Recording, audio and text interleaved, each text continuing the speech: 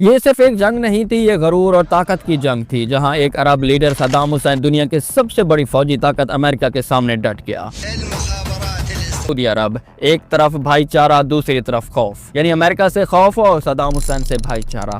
1988 میں ایران سے 8 سال کی خون ریزہ جنگ کے بعد عراق کے پاس دنیا کی چوتھی سب سے بڑی فوج تھی۔ صدام حسین خود کو عرب دنیا کا ہیرو سمجھنے لگا۔ اس کے پاس ہزاروں ٹینک، میزائل اور لاکھوں فوجی موجود تھے، لیکن خزانہ خالی تھا، کر چڑھا ہوا تھا اور تیل کی قیمت نیچے آ چکا تھا۔ اب صدام حسین نے فیصلہ کیا کویت ہمارا قرض ادا کرے گا، ورنہ کویت عراق کا تو حصہ ہے۔ یہ وہ لمحہ تھا جب طاقت، غرور اور سیاست نے ایک دوسرے سے ٹکر لینا شروع کیا۔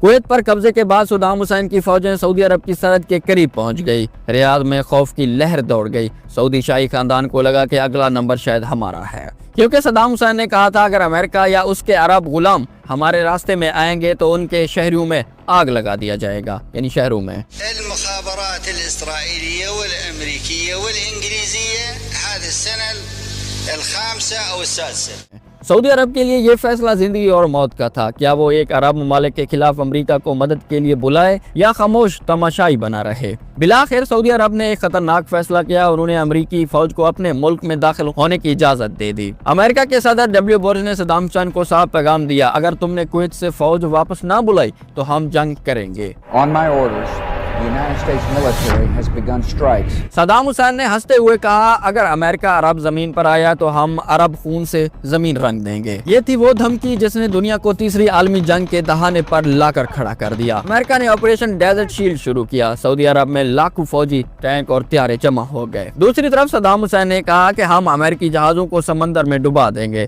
صدام حسین نے اعلان کیا اگر جنگ ہوئی تو اسرائیل پر میزائل ضرور برساؤں گا۔ اور یہ صرف دھمکی نہیں تھی، عراق نے حقیقت میں اسرائیل اور سعودی عرب پر 61 میزائل فائر کیے۔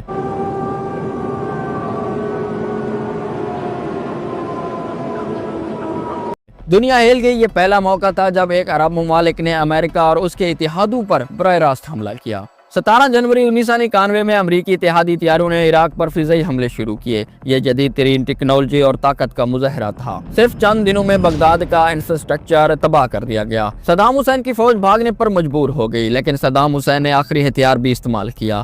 کویت کے تیل کے کنویں کو جلا دیا گیا۔ زمین اور آسمان سیاہ دھوئیں سے بھر گئے۔ دنیا نے وہ نظارہ دیکھا جو قیامت سے کم نہ تھا۔ جنگ ختم ہوئی، کویت آزاد ہو گیا، مگر صدام حسین کے زد اور طاقت کی قیمت عراق کے لاکھوں لوگوں نے چکائی، جو آج بھی چکا رہے ہیں۔ سعودی عرب بچ گیا، امریکہ نے فتح حاصل کیا، مگر عرب دنیا ہمیشہ کے لیے تقسیم ہو گئی۔ صدام حسین نے کہا تھا میں جھکوں گا نہیں، اور واقعی وہ جھکا نہیں، مگر دنیا نے اس کی طاقت کو مٹی میں ملا دیا۔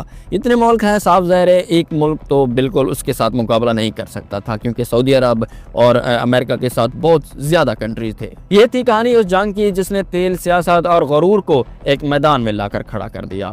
کوئی بھی ملک اکیلے کسی کے ساتھ مقابلہ نہیں کر سکتا۔ مانو اگر ایک سائڈ پہ 10 ملک ہیں، اگر ایک سائڈ پہ ایک ملک ہے تو وہ کسی بھی طور پر مقابلہ نہیں کر سکتا، چاہے صدام حسین کی فوج جتنی زیادہ تھی، طاقتور تھی، لیکن پھر بھی وہ دھس گئی۔